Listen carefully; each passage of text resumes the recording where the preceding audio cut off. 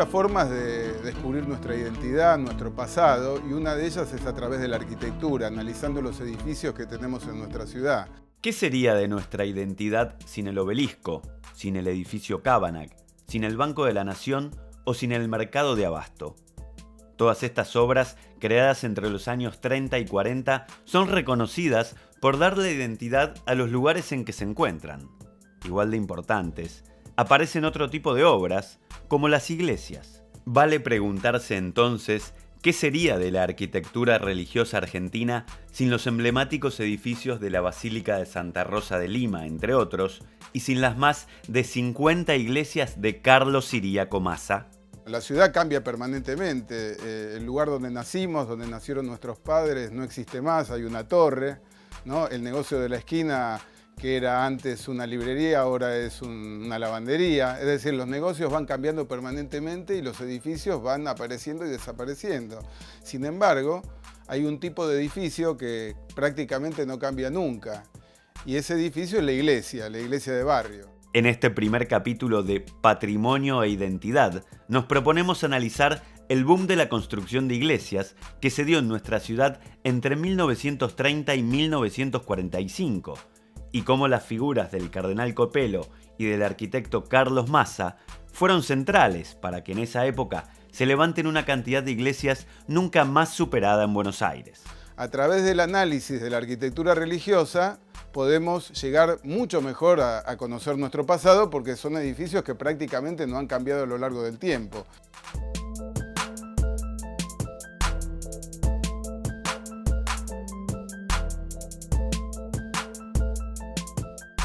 Entre 1850 y 1914, más de 4,5 millones de personas abandonaron Europa y llegaron a la Argentina en busca de un futuro mejor. Este aluvión inmigratorio trajo a la ciudad de Buenos Aires distintas culturas, impactando a futuro en la arquitectura con una gran diversidad estilística. Este aluvión inmigratorio de fin del siglo XIX y principio del siglo XX trajo una gran diversidad de culturas, ¿no? Fundamentalmente italiana, y también tuvo su impacto en la arquitectura, que es lo que nos interesa. Entonces vamos a encontrar una arquitectura de gran diversidad estilística, fundamentalmente de fuentes estilísticas italianas y francesas. Hablar de arquitectura en Buenos Aires de principio del siglo XX, las primeras 3-4 décadas, es un tema muy complejo porque intervienen infinita cantidad de variables y de alguna manera tenemos los que otros estudiaron sobre esas arquitecturas, que no siempre es la totalidad de la obra que se encuentra en la ciudad. Respecto a los estilos, podemos marcar dos momentos. Hay un primer periodo que se establece entre 1880 y 1914, donde prima el academicismo, el historicismo, los revivals, el Art Nouveau y los principios del modernismo. Revivals se define como una forma anglosajona de historicismo, es decir, arquitecturas que buscan en el pasado manera de resolver, temáticas o problemáticas en el presente. Entonces, en estos revivals encontramos, por ejemplo, los estilos medievalistas, entre los cuales se encuentra el gótico o el neogótico, como cada uno lo quiera llamar, en función de qué considera que es nuevo o no en esta región latinoamericana o argentina, entendiendo que esto es un tema que se repite en toda Latinoamérica. Y en esta segunda etapa hay una búsqueda por una nueva identificación, más o menos de 1914 a la década del 40, que se caracteriza por el posacademicismo, el eclecticismo, el renacimiento hispanoamericano y el Art Deco, junto y de la mano del racionalismo. Lo significativo, lo importante de todos estos estilos es que no se reducen a una tipología en particular, sino que lo vemos presente en viviendas, en hospitales, en infraestructura, en edificios gubernamentales, institucionales, administrativos. Entonces, no lo podemos reducir a un grupo determinado, sino que distintos grupos sociales o actores sociales hicieron uso de estos estilos para identificarse. Y en particular, en la arquitectura religiosa tiene mucha fuerza las congregaciones europeas y fundamentalmente también italianas, por ejemplo los salesianos de Don Bosco. Entonces vamos a encontrar a principios del siglo XX una arquitectura muy recargada, nostálgica de Europa, que prácticamente copia estilemas y estilos de iglesias europeas, fundamentalmente italianas, como las iglesias de los salesianos, como la Basílica de María Auxiliadora y San Carlos Borromeo. Y después vamos a ver cómo hacia la década del 30 hay un cambio muy fuerte, porque ya vamos a tener los hijos de esos inmigrantes que llegan a nuestro país y la arquitectura también cambia, porque vamos a tener una arquitectura de influencia italiana, pero mucho más despojada de decoración y que va a estar atenta a los cambios que estén pasando en la Italia fascista, por ejemplo, ¿no? Con las vanguardias, el racionalismo en Italia y otras vanguardias en otros países donde no había sistemas totalitarios, pero que van a tener mucha influencia también en las iglesias de nuestra ciudad. En la década del 30, por ejemplo, coincide que se deja de construir en gótico o neogótico, como uno lo quiera llamar, y eso sucede tanto digamos, para instituciones religiosas como otro tipo de instituciones. Por ejemplo, el edificio proyectado para la Facultad de Derecho y Ciencias Sociales de la Universidad de Buenos Aires estuvo casi una década en idas y vueltas sobre dejarlo de construir, y justo, o sea, el momento en el que se dice, bueno, hasta acá llegamos, es el 29. Entonces, no sabemos bien por qué, pero cuando uno empieza a analizar lo que pasa en Buenos Aires, lo que pasa en Argentina y lo que pasa en Latinoamérica, ve que hay un momento muy marcado cuando cambia la década del 20 al 30 con digamos, la culminación digamos, de estas obras. Prácticamente la primera mitad del siglo XX se pusieron de moda las iglesias neomedievales.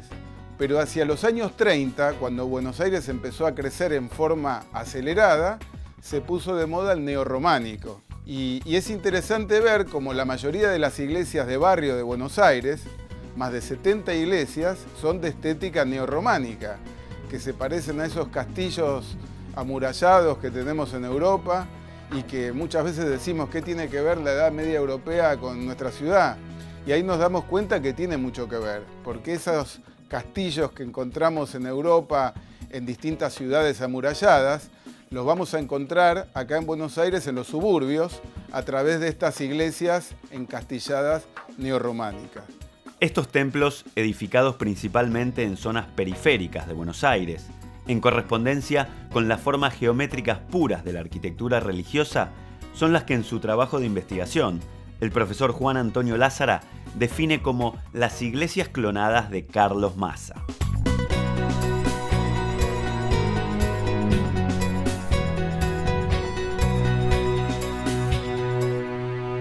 Es interesante de analizar cómo este cambio de moda del neogótico al neorrománico tiene mucho que ver también con una época 1930 de crisis económica y en el aspecto teológico o religioso la búsqueda de un cristianismo más auténtico, de volver a un cristianismo primitivo, más sencillo.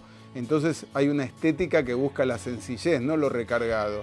Y en 1930 empieza a verse con muy malos ojos lo neogótico o lo recargado, lo que se llamaban imágenes de santería, de pastelería, como esos santos rozagantes que aparecen en las iglesias que son hechos en serie. Entonces, justamente en plena época de las vanguardias artísticas, surge un interés en la arquitectura y el arte religioso por buscar formas más auténticas, despojadas de decoración, y que inciten al creyente a la oración, no a la distracción, como te planteaba la iglesia ecléctica y recargada de la época de los salesianos del siglo XIX. Entonces van a aparecer estas formas que en cierto modo se adecuaban, podríamos decir, mejor también a la idea de la nueva arquitectura y de los nuevos métodos de construcción que existían, de modo tal que el románico va a ser una forma preferida para esta arquitectura eclesiástica, que por otra parte también, digamos, tiene que ver con la idea de austeridad, con la idea de una cosa severa que se presta al recogimiento, a la cosa comunitaria, a una escala más pequeña que a veces la que exigía el propio gótico. Es la época en que se organiza el hogar obrero, y entonces una serie de instituciones que tendían a la cosa comunitaria y que en cierto modo eso también tiene que ver con el espíritu medieval que se persigue a través de una imagen como es la imagen del mundo románico, en una arquitectura que intentaba despojarse de las formas del vocabulario clásico y también, digamos que por un lado rechazaba las formas del Art Déco, aunque como yo decía antes, el Art Déco sigue teniendo vigencia y es así como nosotros vemos que no solo en el centro de Buenos Aires, sino también en otros lugares, en los barrios, aparecen las formas del Art Déco en cierto modo compitiendo con las formas del racionalismo, ¿no? Vemos arquitecturas que son anónimas, pero donde aparece una arquitectura despojada, los balcones con barandas como las de los transatlánticos, que era esta vinculación que se hacía desde el punto de vista formal de la arquitectura racionalista con los grandes transatlánticos, que por otra parte eran muy importantes, era la forma de conectarnos con Europa y había una vivencia de ese tipo de objeto muy importante en el mundo argentino. Yo soy del 30, yo soy del 30, cuando a Irigoyen lo embalurdaron. Yo soy del 30, yo soy del 30, cuando a Carlitos se lo llevaron, cuando a Corrientes me la ensancharon, cuando la vida me hizo sentir. Yo soy del tiempo que me enseñaron las madrugadas, lo que sufrir, y desde entonces tuve de amigos a Homero Manzi y Discépoli, y así he vivido sin claudicar, a veces bien, a veces mal. Yo soy un cacho de Buenos Aires, hecho a cortada y a diagonal. La década del 30, sobre todo en lo político, es un parteaguas, porque termina una época, o por lo menos empieza a terminar una época, que es la época de la llamada oligarquía, ¿sí?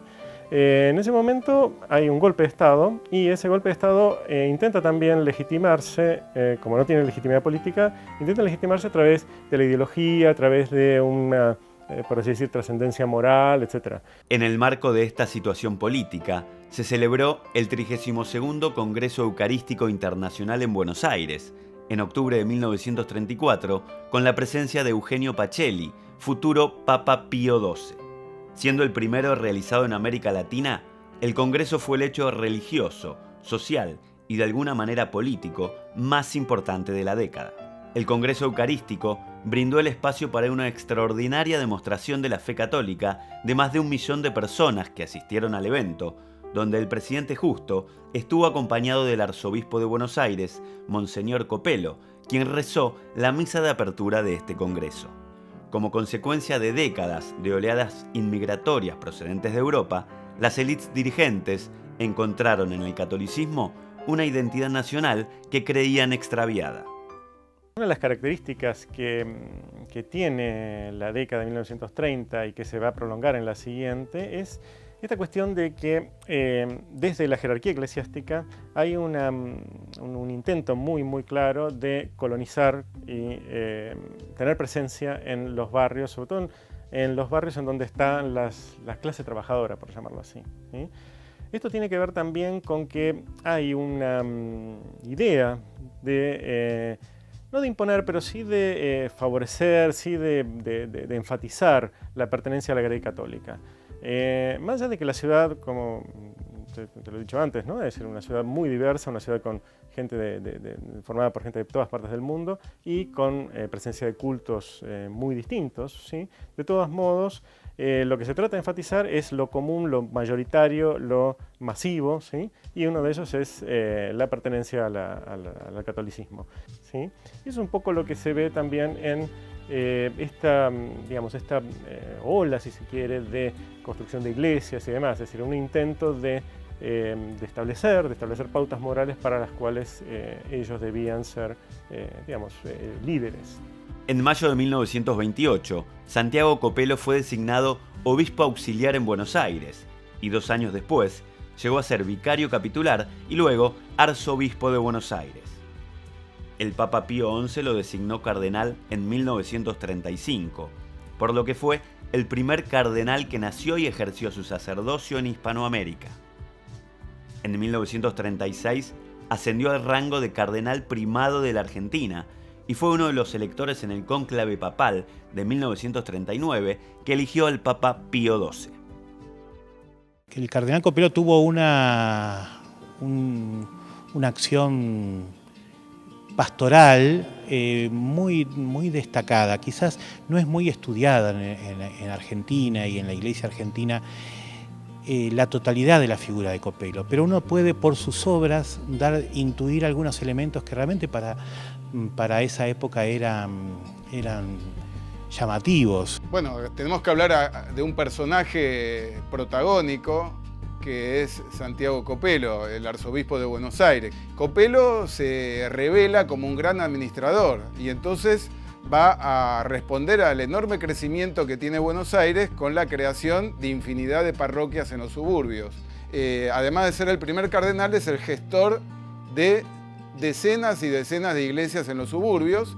El cardenal Copelo prefería las iglesias del medioevo europeo porque eran austeras y sólidas, 2 mensajes que consideraba óptimos para la expansión de la iglesia argentina.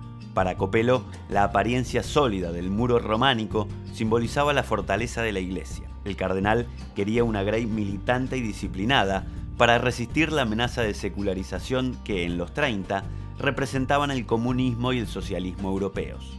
Es así que el arzobispo de Buenos Aires, Santiago Copelo, convoca a un joven arquitecto, Carlos Ciríaco Massa, y le pide que desarrolle toda una serie de iglesias basadas en un patrón que sea medieval, pero el medieval primitivo, no el medieval recargado de la última fase de la Edad Media, que es el gótico, no. El gótico era lo recargado, lo excesivamente decorado, entonces se pide que se vuelva a la sencillez primitiva del románico y entonces empieza a desarrollarse toda una estilística con la que se identifica perfectamente Carlos Ciríaco Massa con Copelo, que es el neorrománico, las iglesias neorrománicas de Carlos Ciríaco Massa que están en todos los barrios alejados del centro de la ciudad de Buenos Aires. Una ciudad que tenía esta tendencia a la cosa nueva, a la modernidad muy importante, que va a responder también a otras exigencias de índole social y de índole religioso, desde ya era la cosa fundamental, en esta década que fue desde el punto de vista político complicada, pero desde el punto de vista creativo muy importante. Entonces, esta idea del cardenal Copelo de instalar parroquias en los distintos barrios implica también decir, aquí estamos presentes, aquí está el Estado, aquí está la jerarquía eclesiástica. Es una forma de legitimarse también, es una forma de decir, aquí estamos nosotros para defenderlos, para ayudarlos. La iglesia que quiere llegar a los barrios, que quiere llegar a lugares más populares y conectar desde distintos lugares con la gente y con el barrio, necesita edificios más pequeños, más económicos, más flexibles, digamos, a las actividades que se realicen en el lugar. Y pienso que tal vez, digamos, uno de las tantas cosas de por qué se elige este estilo tiene que ver con lo modesto, con el presupuesto, con el tema de la escala. Entre 1930 y 1943, la ciudad de Buenos Aires vivió la mayor proliferación de templos religiosos desde su fundación misma en el siglo XVI, y que configuraron el tejido urbano de los nuevos y emergentes barrios periféricos. La estética que predominó en esas numerosas iglesias fue neorrománica, con tendencia hacia la uniformidad, y que puede ser interpretada como emergente de cambios ideológicos, operados en la sociedad y el Estado argentinos, que desplazó las ideas del liberalismo de la generación de 1880. Una persona que crea a lo largo de todos esos años casi 40 nuevas parroquias, priorizando la presencia física en los barrios más alejados de la ciudad. Está hablando de una perspectiva de la iglesia que sale del casco histórico. A lo largo de los años como arzobispo fue generando nuevas comunidades en los barrios más alejados de Buenos Aires. En relación a eso, tal vez hay que decir que Buenos Aires estaba creciendo y hay una cosa muy importante, y es que la obra de Massa se reparte en la ciudad formando un gran anillo alrededor del núcleo central de Buenos Aires, creando puntos de distribución de una idea, de una forma que es muy importante. Yo creo que eso es bastante significativo. Hay puntos en la ciudad que van a estar dominados por esta arquitectura, que compartía con la arquitectura moderna, digamos así entre comillas, estas formas despojadas que tenían este neorrománico que él jerarquiza o prefiere, ¿no? Es interesante ver cómo Buenos Aires de principios del siglo XX, acá vemos cómo la mancha urbana va creciendo del centro hacia los barrios periféricos, y pocos años después, ya en la época del cardenal Copelo, tenemos prácticamente toda la ciudad de Buenos Aires ocupada, urbanizada, y es la época que empezaron a crecer las iglesias de Carlos Ciriaco Massa, ¿no? Generando también una identidad cada uno de estos barrios nuevos que acababan de nacer. Una de las cosas que llama mucho la atención en este cambio entre principios del siglo XX y la década de 1930 es la forma en que se arma una iglesia, la forma en que se crea una iglesia, una parroquia, ¿sí? Lo clásico, es decir, lo anterior, era que ante todo llegaba el ferrocarril, y el ferrocarril implicaba, bueno, alrededor de la estación ferroviaria se instalaba la comisaría, el pueblo, la iglesia, se armaba el pueblo, por así decir.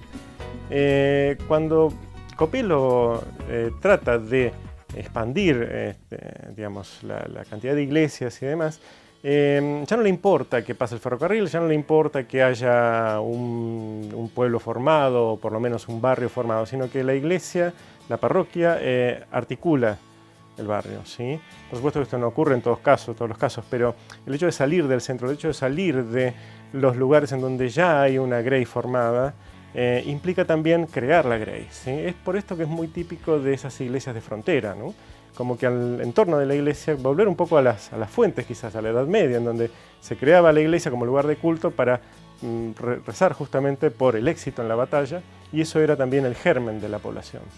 Entonces, cuando se hace esto, cuando se arma una nueva iglesia, tampoco se tiene en cuenta el costo. Es decir, el costo antiguo el costo de una iglesia de la época ecléctica, de la época de arquitectos como Vespignani, era muchísimo más alto, mucho más grande que el costo de una iglesia en la época de Copelo. Lo que se trata de hacer es crear la mayor cantidad de iglesias con un presupuesto con el cual a veces se hacía una sola. Entonces lo que hay que hacer es tratar de que eso se disperse lo más posible por todos los lugares en donde hace falta que esté. Y eso, por supuesto, lo decide la jerarquía. Entonces cuando se capta que hay un lugar dentro de la ciudad o incluso en extramuros, ¿no? En donde hace falta, que hay una barriada de información, hay gente que está instalándose, entonces ahí el accionar de Copelo es estar en ese lugar, instalar la parroquia, incluso tratar de conseguir el terreno, etcétera, todo con ventajas como para que el costo no sea un problema. Y por supuesto, como esa iglesia no va a ser una iglesia muy decorada ni muy con mármoles costosos importados, sino simplemente con materiales más bien baratos, es posible hacer muchas más iglesias con el mismo presupuesto con el que antes hacía una o dos. Yo pienso que la Iglesia Católica ya había experimentado con un montón de estilos en la capital federal y en Argentina, y que en este momento es un momento de renovación con el cardenal Copelo y de la mano de Massa, y buscan un repertorio que no hubieran utilizado en otro momento, y bueno, el que eligen es el neorrománico. En el trabajo de Lázara se analizan 36 iglesias proyectadas por el arquitecto Massa, que según su clasificación tipológica se agrupan en 7 patrones estilísticos.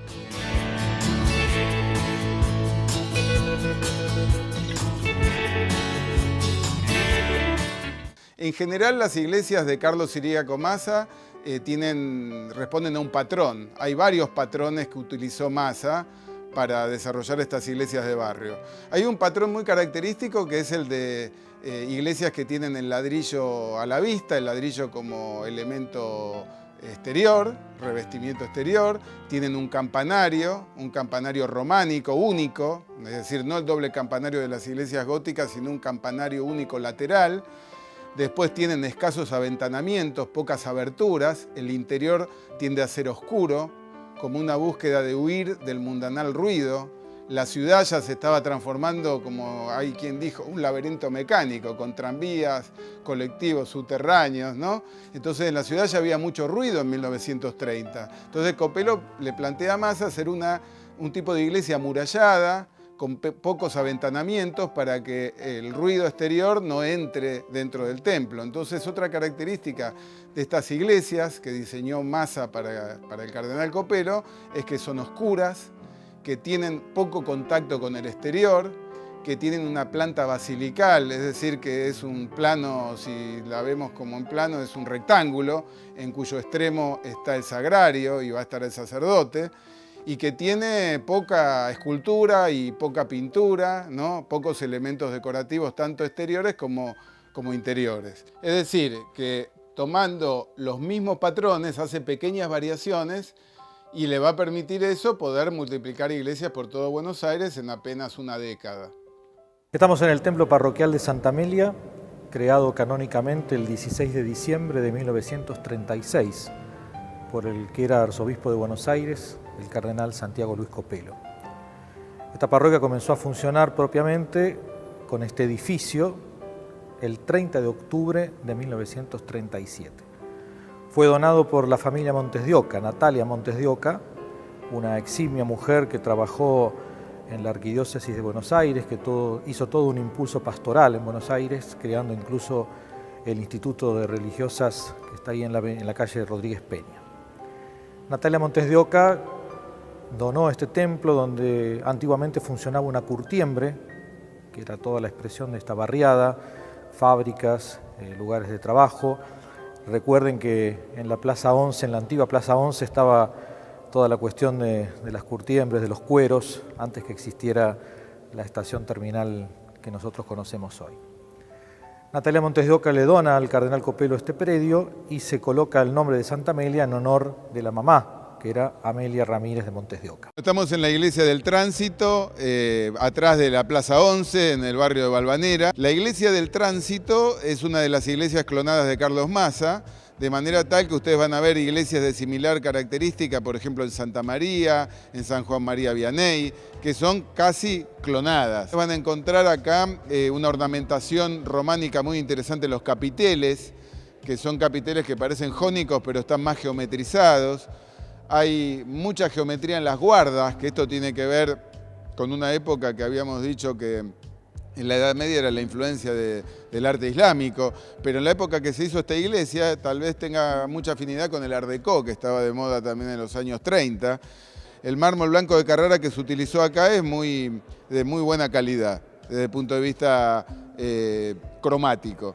Y también vamos a encontrar mármoles rosados. El mármol rosado es nacional, proviene de la zona de San Luis, de Córdoba, de distintas localidades. En el piso vamos a ver un material más económico, que es el mosaico reconstituido, que se hace con trozos de mármol. Los muebles donde la gente se sienta son económicos, muebles de madera, en donde casi no vemos decoración, es una ornamentación geométrica muy despojada. Vemos confesionarios también con una ornamentación, con una decoración muy sintética. La imaginería, las imágenes que tenemos en las iglesias son imágenes que vienen fundamentalmente de la Liguria, ¿no? Y también otras imágenes que obedecen a cultos que ya han surgido con el devenir del siglo XX. También una originalidad de esta iglesia es las vidrieras, ¿no? O en francés vitraux. Las vidrieras de la iglesia del Tránsito nos muestran las etapas de la carrera eclesiástica del arzobispo de Buenos Aires, Santiago Copelo. Es decir, cuando se ordenó sacerdote, Copelo obispo ya en el auge de la vida. Tenemos a Copelo arzobispo cuando ya se hace cargo de Buenos Aires y luego la consagración como cardenal. Y es interesante que arriba de las imágenes de cuerpo entero de Santiago Copelo vamos a encontrar medallones que nos hablan de los distintos pontífices que estaban en cada etapa de su carrera eclesiástica. En el claristorio, es decir, en un nivel superior, tenemos pequeñas vidrieras. Son pequeños porque recordemos que esta es una estética románica. Las iglesias románicas no tienen las vidrieras tan amplias como las góticas, cuando la ingeniería civil gótica ha permitido que no necesitemos más el muro grueso, sino que todo se apoya en las nervaduras. Entonces la iglesia gótica es como una especie de jaula de piedra donde podemos dejar las paredes libres para poner grandes vidrieras. En el románico todavía no, en el románico es muy importante el muro. Tal vez Copelo haya preferido el románico porque haya preveído que Buenos Aires se iba a transformar en una jungla de ruidos, una jungla mundana, y entonces la estética románica es como una estética encastillada para alejarnos del mundanal ruido. Marcos Banzini lleva adelante visitas guiadas a iglesias y parroquias organizadas por la Dirección General de Cultos del Gobierno de la Ciudad de Buenos Aires con el objetivo de mostrar la diversidad religiosa existente en la ciudad como algo que la enriquece y distingue. Las iglesias de masa son tan parecidas, es como que van mostrando esos hitos de esa presencia que está motivada por Copelo, por el cardenal Copelo, por su deseo de que la atención pastoral y espiritual llegue a la totalidad de los fieles de su arzobispado. Si me preguntas sobre Copelo solo, te diré que de sus 36 parroquias él tenía un método muy interesante. Es decir, las planificaba primero, hasta las creaba sin haberse edificado, conseguía los mecenas de las parroquias históricas de Buenos Aires, que se encuentran generalmente en el centro, o algunas que son como islas en barrios. Todo el resto de las parroquias son parroquias alejadas, olvidadas, abandonadas, y si le agregamos que su poca historia fue quemada en el 55, nos damos cuenta que hay que reconstruir todo esto comenzando de cero.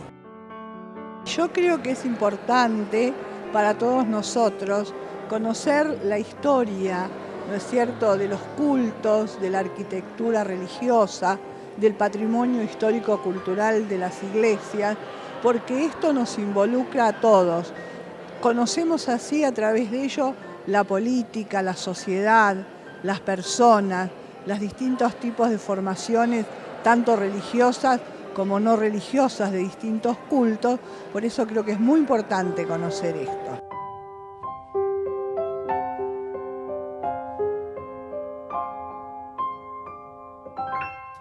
Descubriendo estas iglesias que antes estaban invisibles, ¿no? Nos damos cuenta que hay mucho patrimonio arquitectónico en la ciudad para descubrir y para comprender nuestro pasado. Nosotros estuvimos analizando las iglesias neorrománicas de la época del cardenal Copelo y así pudimos entender el espíritu de toda una época.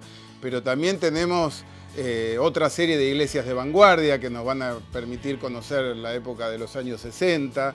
También podríamos analizar las iglesias neoclásicas que nos van a poder hacer comprender la ideología de toda otra época. Y así hay infinitas series de edificios invisibles que a través de la investigación iconográfica, arquitectónica, podemos descubrirlos y comprender mejor otras facetas de nuestra propia identidad. Los templos de masa están ubicados en zonas periféricas y de escasa densidad demográfica de la ciudad de Buenos Aires, y fueron, durante décadas, el único referente monumental en un contexto de casas bajas y precarias. Las torres de los templos fueron campanarios mudos que modificaron la línea del horizonte suburbano y cumplieron un rol simbólico de avanzada evangelizadora en una zona de frontera. Aún hoy, luego de casi 8 décadas desde su edificación, ofrecen una doble apreciación crítica por parte del transeúnte. Habrá quienes perciben estos templos como fortalezas militares oscuras, imperturbables al cambio social y cerrado ante la posibilidad de ganar nuevos fieles. Y habrá otros quienes los valorarán como espacio sagrado, aislado del ruidoso Buenos Aires y como sólido refugio frente al hostil y materialista mundo contemporáneo.